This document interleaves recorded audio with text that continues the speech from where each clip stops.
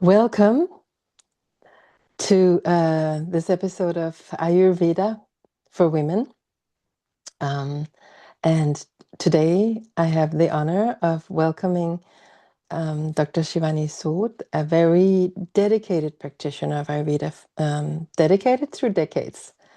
And I know you as a woman on a mission to make all this lineage, holistic healing very simple and practical and with the anchoring in the person, so it feels deeply personal. It's not just something you're like getting like a list and here you go.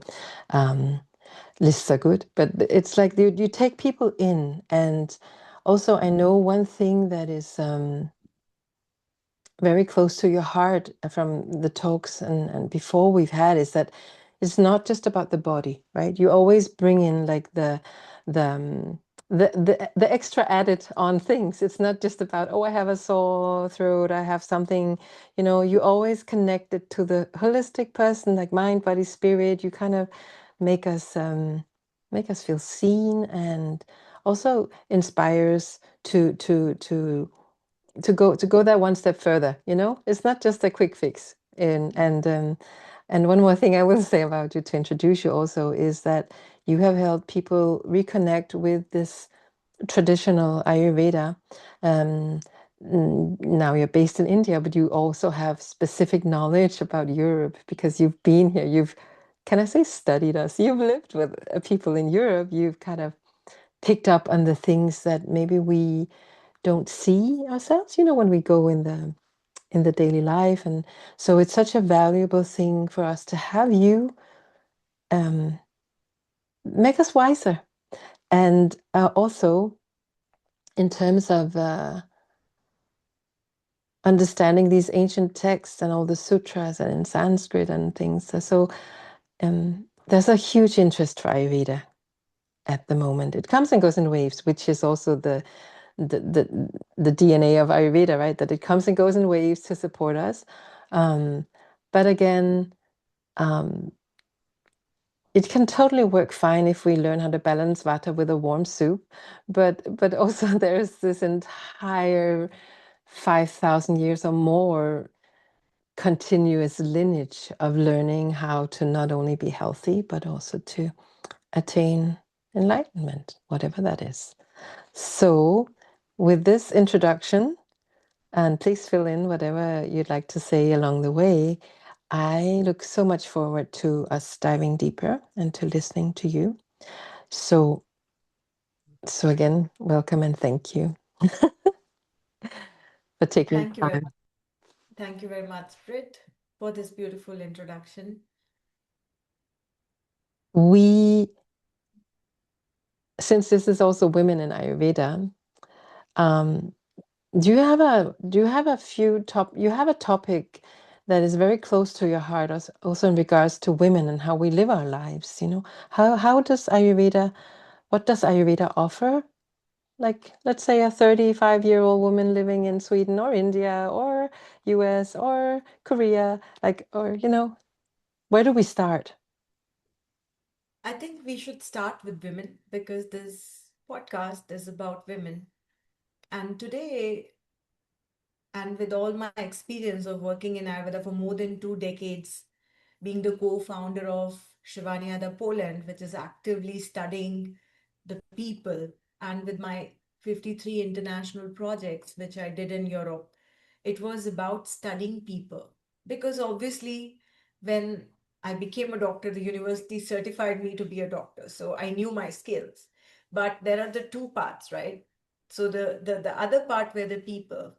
And in people, I was very interested in the civilizations of Europe and India and how people live. So basically, my projects basically started as getting to know people. So instead of going from India and um, staying there with the friends I knew, I chose to stay with the families which were living there in the culture. And that began my journey, which was about people. And in this people, obviously, because I'm a woman, I attracted a lot of girls. This is a very old story about 20 years before.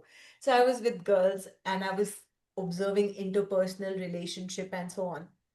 So what's really amazing about the thing is that we are all divided into different parts of the world, right? This is Danish, this is German, this is Polish, this is Indian. But if we look at women globally, there's the same situation. Women have been trying to evolve for centuries now, trying to prove their worth. And the woman body is actually made to function in a calm and restful stage.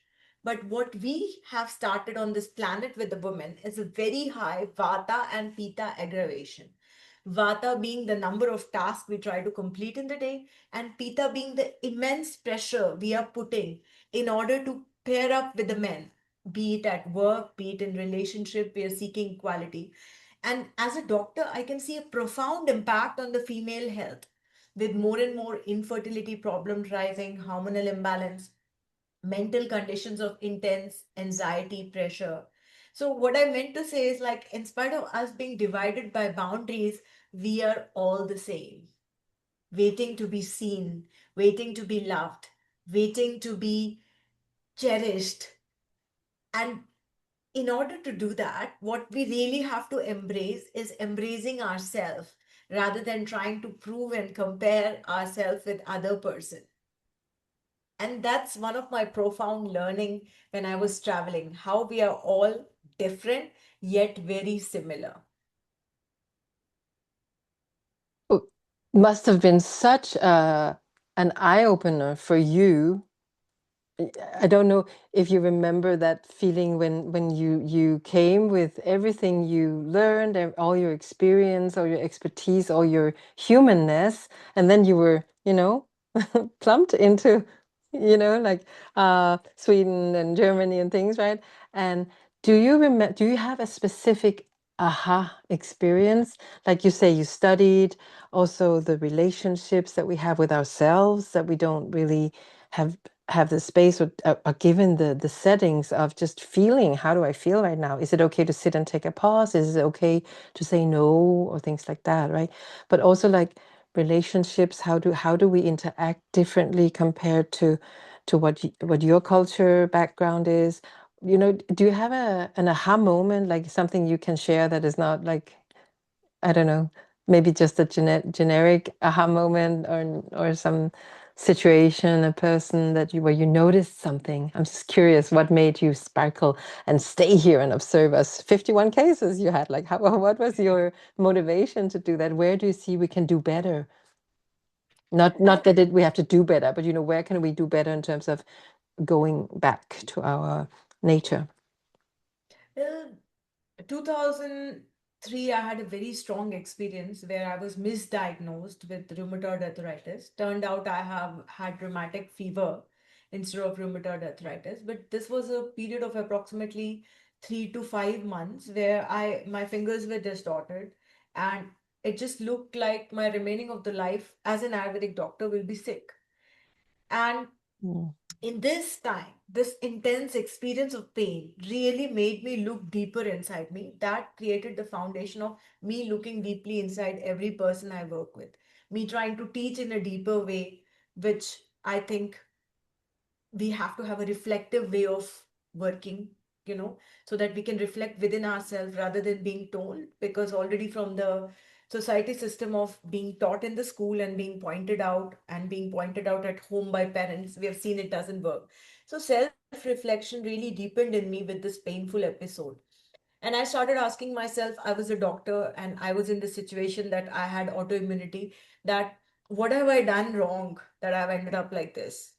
And came many answers, because obviously in our life, we do, in the learning phase, do a lot of things which are difficult for our body. Luckily, that day came when this diagnosis was a wrong diagnosis, and I got my first injection and my joints started moving. That moment, I had empathy for all the people who never had the chance to come back. And I decided that I would be deeply rooted in the science, creating this preventive aspect for people, that they understand about their body and they understand how the mind, body, everything works, so that we don't have to depend on external sources for advice. We understand our body. Very simply, today, if you buy one electronic thing, you get a big 70-page manual to read. But most of the people, who are don't not taking science, not taking physiology, don't know how their body works. And we live inside this body, right? For a computer, we are reading this manual, but for ourselves, we know nothing. So I got on this mission to empower people about their physiologies. And I must tell that there's nothing better than Ayurvedic physiology. Yes, I agree. What would you, yes, what would you sort of tell someone um, if they were new to Ayurveda, like, or maybe they read an article and maybe they were lucky to get you, now they're lucky to have you, we're lucky to have you with us here. But what if you were, I don't know, at a social event and they got seated next to you and then they say, oh, that's amazing. How does it work? What is Ayurveda? What would you, yeah. See, everybody is living, right? Worms are living, insects are living, birds are living, everybody's living. What really changes human being is very important two aspects. First, awareness, how aware we are. Second, communication. Because we are not living alone, we need to communicate with the other person. Now, these two aspects improve the quality of your life. Because as humans, we have been given this privilege that we can observe, and on the same planet we can have a better quality of life.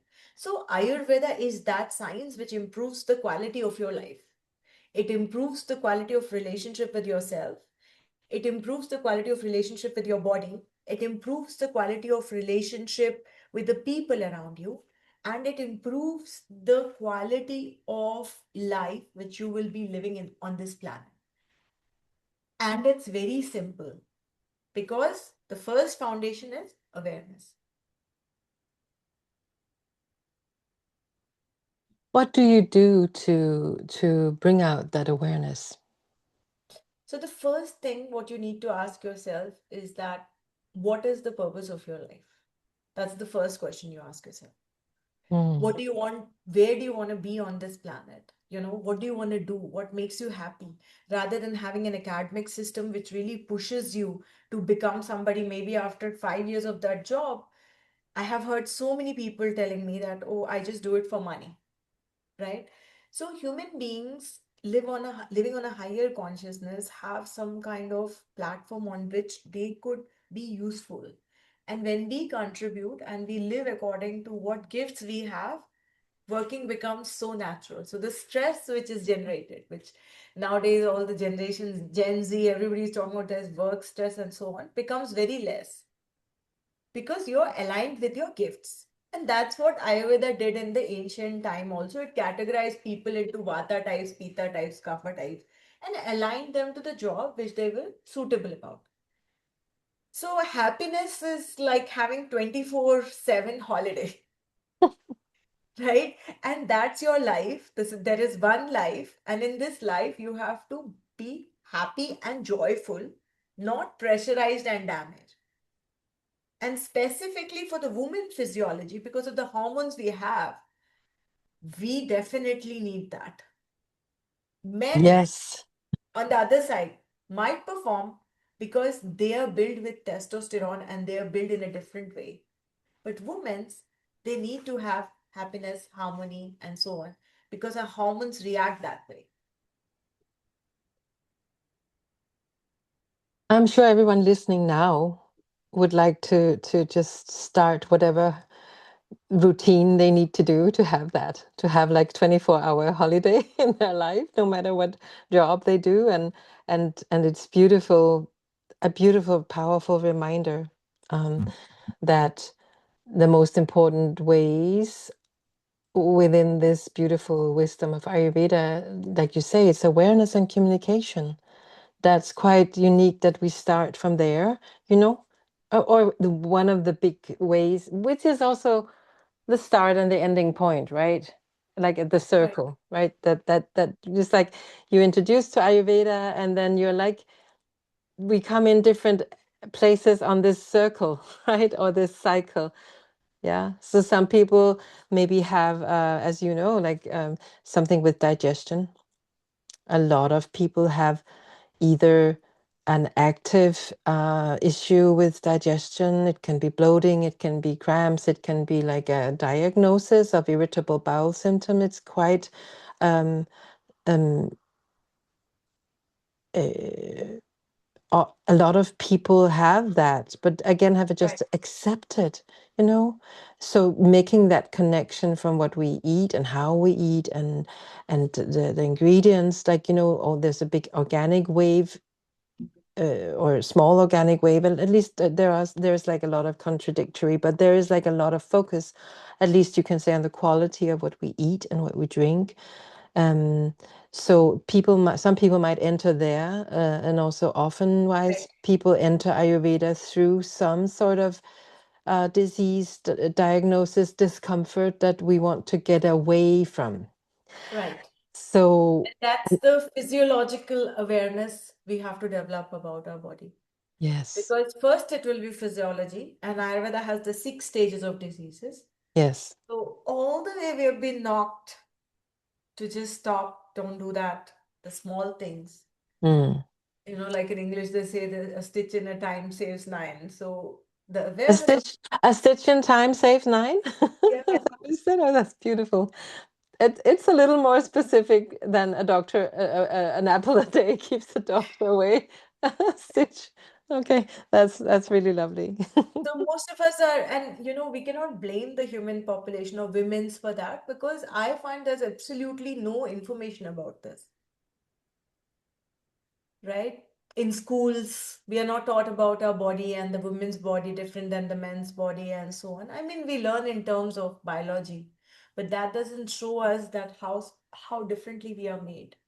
Like in the animal kingdom, you can really see elephant will never try to run like a kangaroo because he's made differently. But for us, we try to do it, right? Like we try to kind of be who we are not. And coming back to this point of awareness, so this awareness about the small things again contributes to health. Am I not sleeping good? What are my stress level? Like you said, I'm not digesting the food. There's a bunch of gas inside my stomach, my energy levels not falling.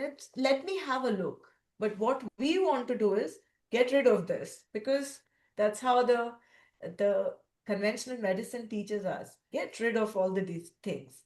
But you never get rid of them. Those symptoms become stronger. Then comes the pathological side. And with my European trips, I have seen this, especially 10 people, 9 have a very strong contribution of mind. The mental aspect is playing a very strong role in creating diseases in women.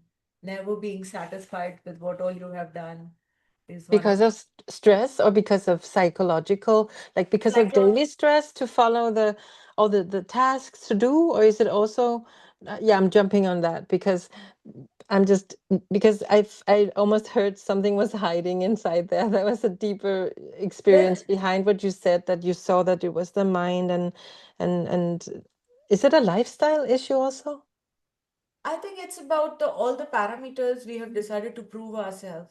We're Mm, not ready to get back somewhere to enjoy, to celebrate, to cherish, mm. and we want more and more. So it's the rising pita, which is happening in the world, which is creating the energy of Rajas. Now, Rajas has this pattern that it never allows the sattva to flow in. So you can never come to this part where you are able to just observe quietly. So now we are creating these spaces with meditation and yoga, right? But meditation, yoga, how many hours you do a day? And how many hours you think and eat a day?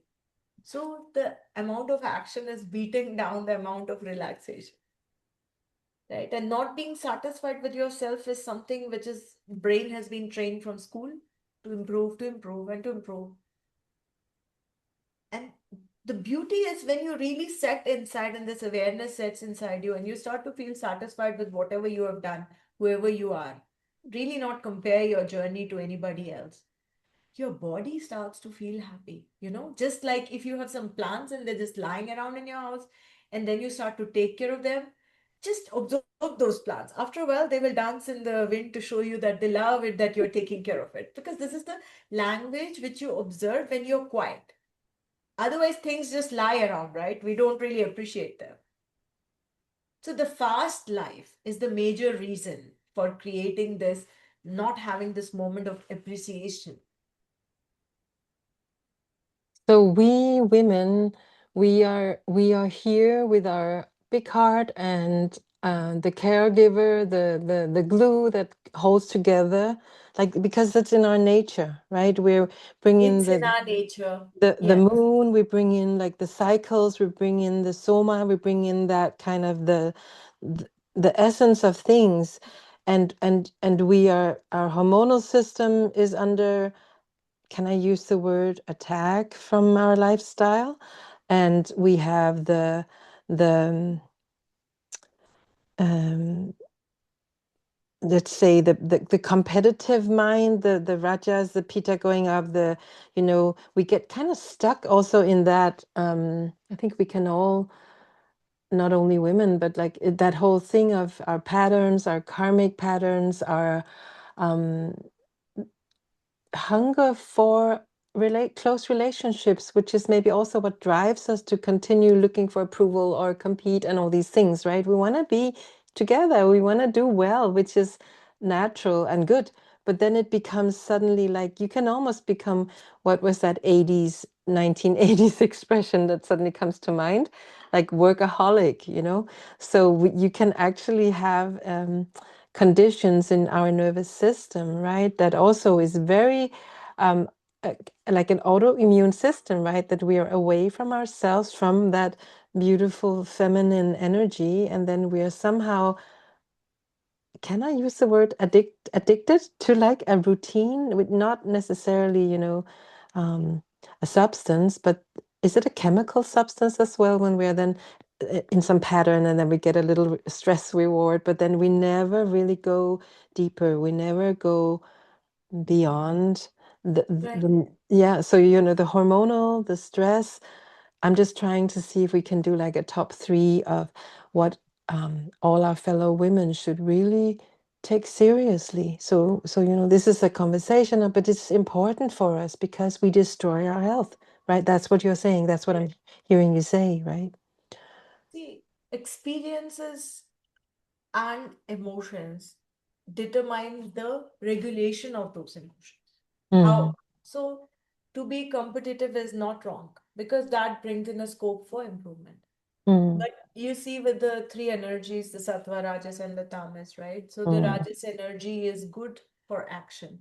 But then, mm, when it goes out of balance, that's when you kind of go into the negative side of the competition. You forget about what's happening to your body, where your boundaries are. So, mm, that's where the mind and the body are rooted together. So when mm, we look at any emotion, for example, competitiveness, from a sattvic perspective, it just brings in a direction to what we would like to grow and develop as. That's great. But when we start to forget who we are and compare our interior with somebody's exterior, that's when the whole problem arises. mm, So, what is again here the very powerful word is the awareness of your physiology. So, Ayurveda teaches very quick hacks, right? The Ayurveda starts with physiology. So, we just have new names for this, but when the vata rises in you, what happens? You start shaking, you start trembling, dryness increases. So, your body is starting to show you signs that just reduce your pace. Simple thing. Just reduce the number of things you're doing in the day. Similarly, when your pitta is rising, you would start to feel heat, acidity. You will start to have physical signs of pitta. You get angry very fast. You'll be very reactive, irritable. So you're starting to see whatever you're doing is not going at the right pace. Similarly, when your kapha is rising, you will not notice how much you're eating. You will keep eating and you won't feel satisfied because the toxins block the level of satisfaction. So when we are getting aware about the physiology, then we can shift the physiology more easier in a more easier way, and then the mind follows. So if you're really going fast, you slow down your body, like make a cup of tea, sit down, drink it, have a warm cup, your mind will also calm down. So this is one of the important experience I have with treating people, is that when the mind is out of control and you want to stop it, it's exactly like standing in front of a speeding car and you want it to stop and it won't stop. So now you have to regulate your physiology, which is being imbalanced because of the mind's imbalanced nature. So body first is Ayurvedic principle.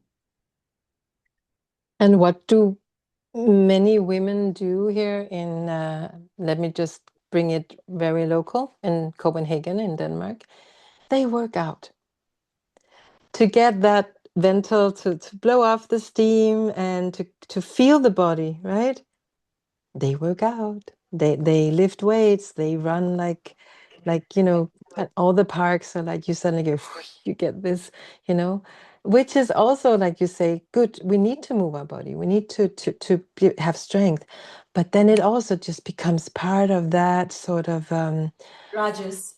rajas, and also the qualities change, right? Then instead of being like mobile and feeling energized, it becomes very rough and very sort of like, um, Competitive. yes. And the essential things, all the beauty is somehow feels even further away, right? Right. Because I have seen competitiveness in yoga classes also, Oh, yeah. Okay. in meditation Yeah. classes also, because we bring ourselves to the event, right? Yes. So I have seen many students who are like trying to lead the teacher and show them in the beginning, oh, I know better yoga than you because this, and then the other woman's following the same streak.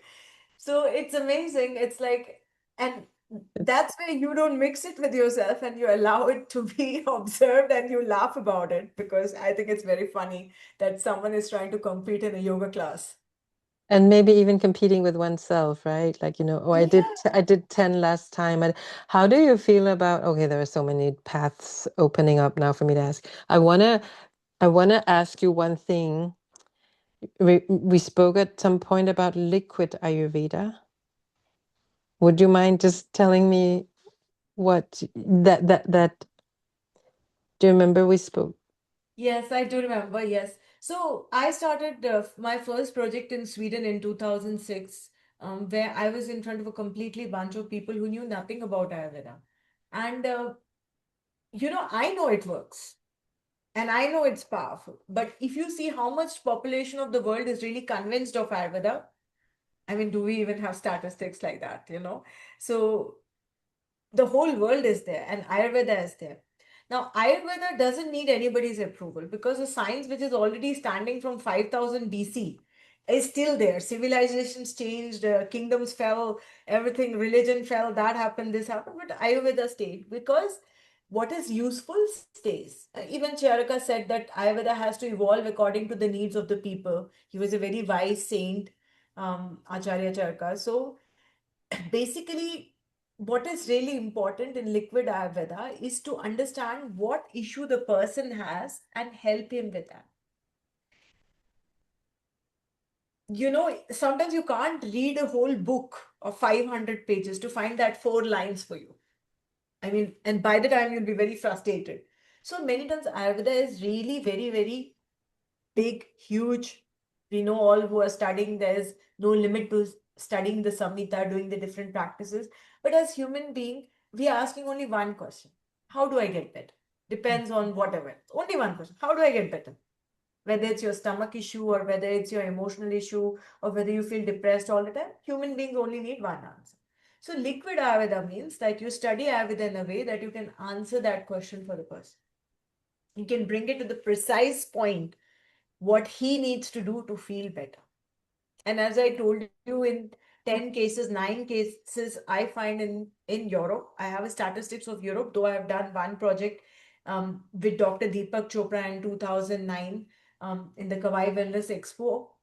And there are Americans coming here, but intensive projects, my being in Europe. In Europe, 9 people are having issues because of their mind, right?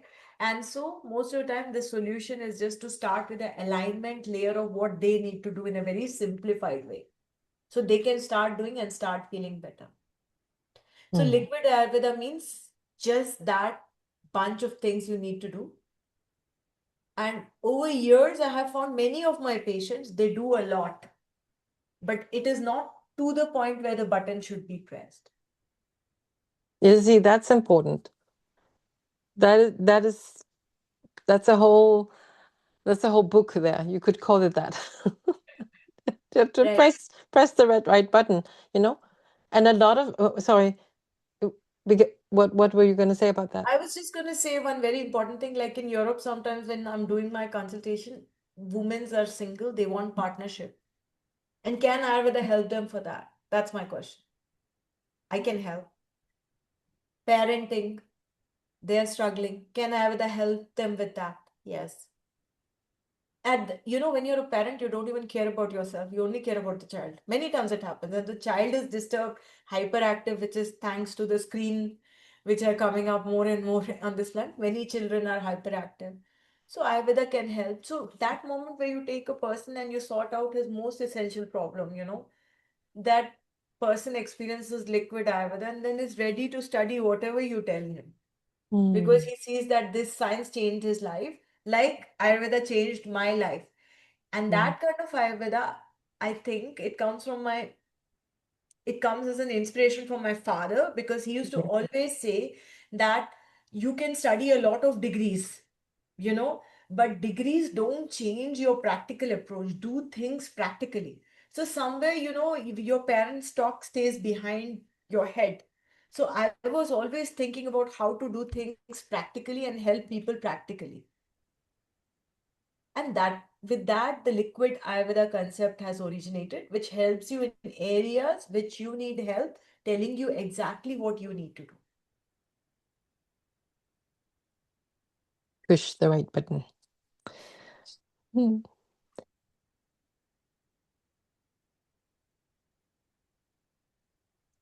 How do you see the coming 1 year in, let's just say, the whole world? Let's just, go big like that. What do you see? Like, for instance, one way of just going about this open question is also that, like, food is always good, right? People know about food, people are interested, it's close to anyone, most people. And then also people started doing meditation, different paths came up, during the past like decades, and keep on being like more diversified, right? It's not just like you can go to meditation, go to this yoga school with orange yoga mats, but like in Denmark they would like that. But it's people then start finding their own individual yoga type, right? So then suddenly the diversity is there, and it's a wave that seems to be never stopping. It's just continuing, right? And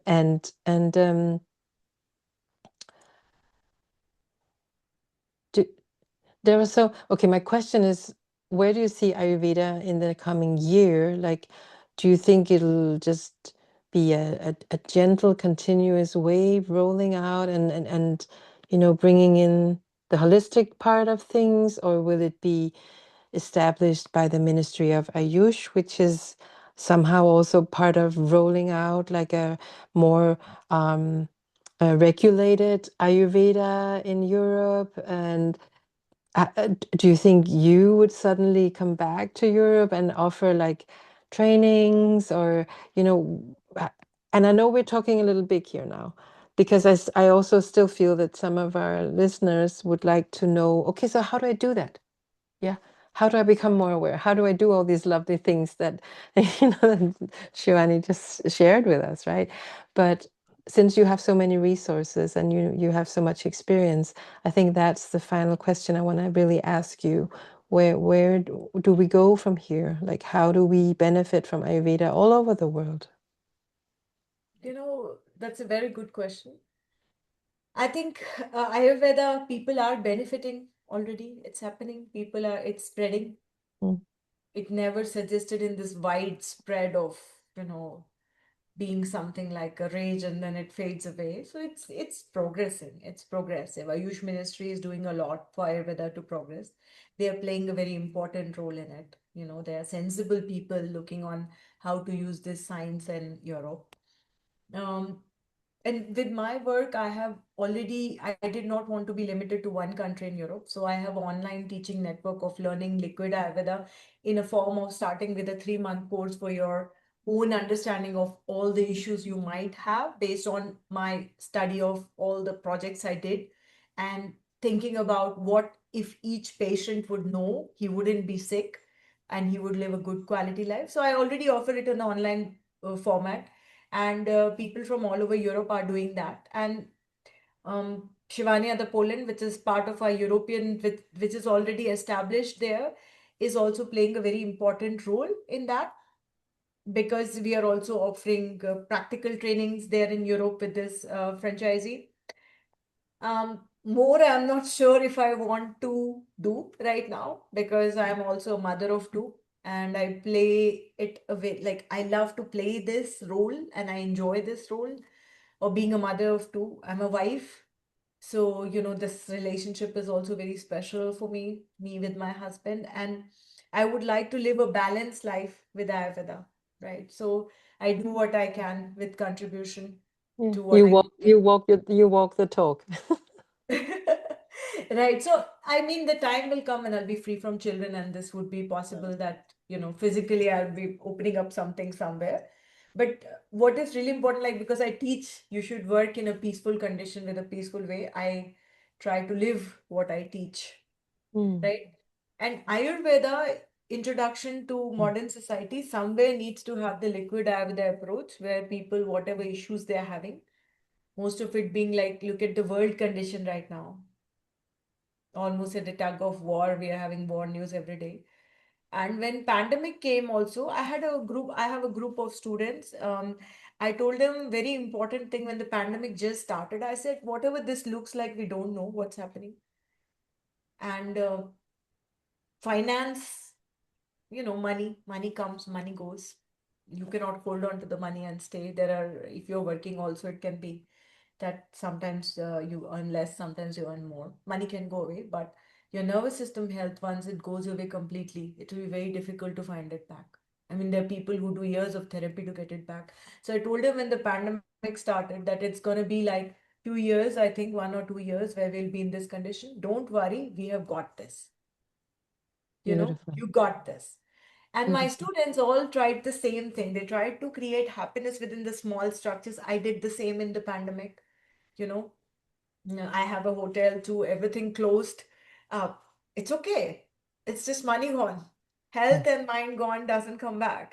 So, you know, trying to find the small happiness in everyday life with having a cup of tea, things like that. So, this way, we are able to survive what's happening outside. And when we are physiologically regulated, our vata is not expanded, so we don't have this exaggerated versions of things. When our Mm. pita is not expanded, we don't have this Mm. control version. Mm. What happens, happens. Mm. And with my 2 decades of practice, I never saw the stress in the world getting less. Oh, that's true. So here's the point, very Yes. important point. Build on your nerve energy, dear women.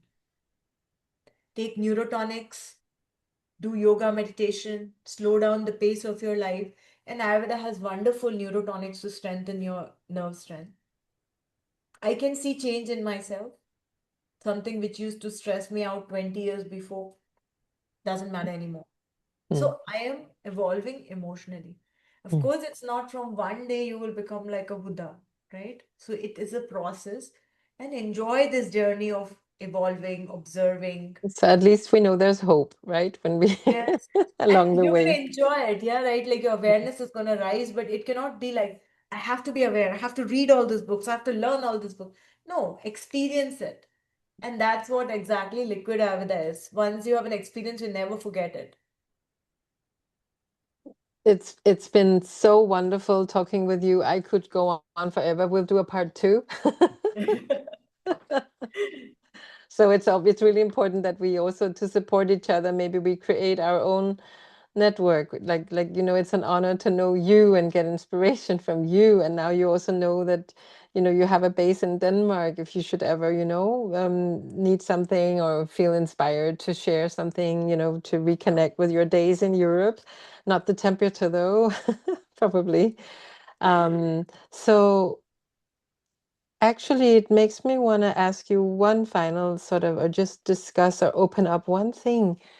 Um, Migration, or I mean, like, uh, uh, s- again, just the example is actually quite, with all the possibilities in the world that we can work from anywhere. And um, I don't know what the fancy word is for that, but so I use the word migration, but it's like, I mean, there are many, there are a few women who decided, like Danish women, like either it's the migration out of the capital city to, like, okay, let me get a little country house, let me grow my own veggies, let me slow down and reconnect. I guess it's the body's intelligence who's crying out, I need you to step out of this crazy rhythm that is making you sick, dear woman.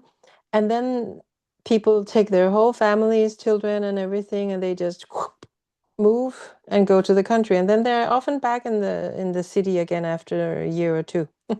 And also, I see some within the yoga community, people who take the big plunge and are so brave and actually manage to set up a whole new life for themselves, like abroad, like people moving to India, or maybe people having a house in India or in Bali, and then they go there, and and then they regulate there, and then they come back. But somehow, you know, I don't know what that expression is, but your patterns always move with you, but you can, of course, just like going on a panchakarma for 2 weeks, 3 weeks, you reset and you're reminded, oh my God, I'm still here. Yeah, I didn't lose myself. I'm still here. Okay. But it's just a big thing. Um, and uh, so maybe not so much a question, but more that whole thing that once we learn to balance ourselves with awareness on the body and the mind and this emotional intelligence soul, um, and to communicate properly with ourselves and with people around us, how much is that then related or depending on, you know, the location? Because then when you move again, yeah, things will come again. It's like, is Ayurveda,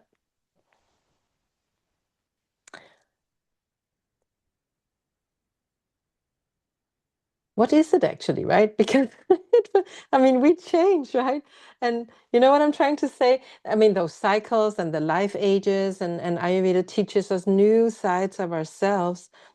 Again, I'm just asking this question, if it makes any sense, out of that thing that we started out with, that we are stressed at a advanced level. So if we learn and use Ayurveda to regulate ourselves, if I can use that word, and then, we move to another country, or life moves us to another situation, then do we then have to reinvent ourselves again with Ayurveda, or what? Do you know, does it make sense what I'm trying to Yeah, about? yeah. I understand what you're saying. You're asking about the movement of the people from cities to village style and so on, and slowing their life pace. Does it help? Is that your question? Yeah, that was one of them. So it does help. It does help because your environment plays a very important role. Very funny small story which I was like, when I went to Yes. Sweden for the first time, we were in Stockholm, and we were walking in the subway. Everybody was walking fast, and we started also walking fast. For a second, I asked my friend, I said, "Why are we walking fast? There's nothing to catch." She said, "Oh, I didn't observe this also." I said, "We don't need to.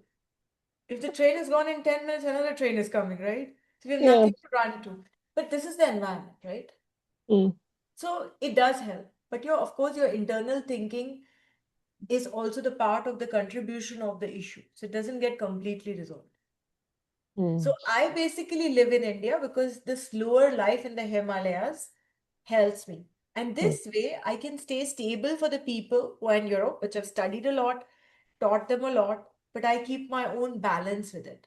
Right now, for yes, because I am playing many roles, even the role of mm, a child for my parents. This age is very special when you're in your 40s. Your parents are there, your children are there, and there's a lot in your personal life you need to manage. So, this kind of fast life of the West definitely will create a vata imbalance for me, resulting in lack of self care with lot of responsibilities for managing all the work and the pressure. So, this life suits me right. So basically, you have to do both the parts, slower part, and sometimes in the city also you can find yourself with a calmer mind. mm, I remember my one of my meditation teacher, he's American Italian. He said that in middle of Hong Kong, he starts to meditate to try to see if he can really find peace in middle of honks and middle of cars and so on. And this person, he is one of a very good spiritual mentor, is a Qigong teacher. He told me once that he had a bike accident, and he broke all his bones. And when he woke up on the hospital in the hospital bed, he thought like, "Wow, this is the time when I can see that the chi in my energy can heal me or not." So he took it positively, and he started to feel his body, and he could tell that there's a blood clot in some place. There's some blockage there. So he said to the doctor, check, there's something here. And they said, no, no, there's nothing. Check again. And there was something. This wow. story I heard in 2006, and I said, wow, that level of connection with your body. Because when you learn physiology, you see like how much efforts does your body play every day to keep you balanced. We don't even appreciate it, how much work kidneys does, nervous system does, circulatory system does, breathing does, all the hormones in the body work. And so much of this is working by itself. And so we are normally able to think, have cognitive intelligence, but how much time do we spend in appreciating this body that we have? Or we do really look at the society and we say, oh, we are fat.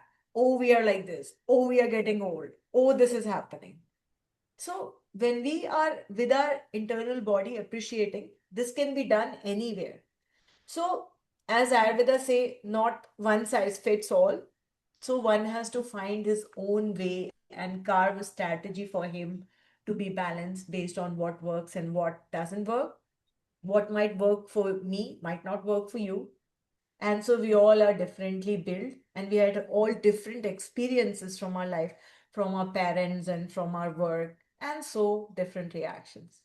That's what my thinking is. Beautiful. Pushing the right button, appreciating this magical house we live in, the body that functions all by itself for us, and keeping our hormones balanced. Um, That's what awareness, I awareness said. and communication. Right. And that's what I said to one of the patients. She said, my thyroid is not working. I said, no problem. Others are working. Did you appreciate that? And that was like a tuck in her brain. You Oh, know, nice. Yeah. breathing is working, Wow. heart is working, nervous system is working. Yeah. Only thyroid is not working. Yeah. Yeah. Yeah. I really am very appreciative for your time, and that was so lovely. We need to do a part two. So, to all the women listening out there, you have a final sort of not a final, like an opening. Do you have something you want to share as a final greeting? Do you have like a gemstone that's good for women to wear? Do you have like a mantra? Do you have, I mean, I know we can't do it like that. I don't know. I know it's not something just to give like that. Do you have like a liquid Ayurveda advice in general to women in Europe? Just one. Be connected to your body. Stay Mm, true there. That's it. Everything else will find its way. You're tired, you're tired. That's it. It's the end of the story. thank you. Thank you so much. Thank you Um, so much, Britt. It was a I'll, pleasure talking to you and listening to your beautiful ideas about you're a natural anchor. I think you know it. You're so good in conversation and finding meaning. I really enjoyed this talk. Thank you. Me too. Thank you. Yes. Have a Thank you. wonderful Yeah. day. Thank you, dear. I'll link up to all your places if people are curious to find more about you and the offerings you give to the world. So thank you so much, my dear. Should we just Thank you. do Om Shanti? Like, Yeah. yeah. Okay. Okay. Om Shanti, Shanti, Shanti.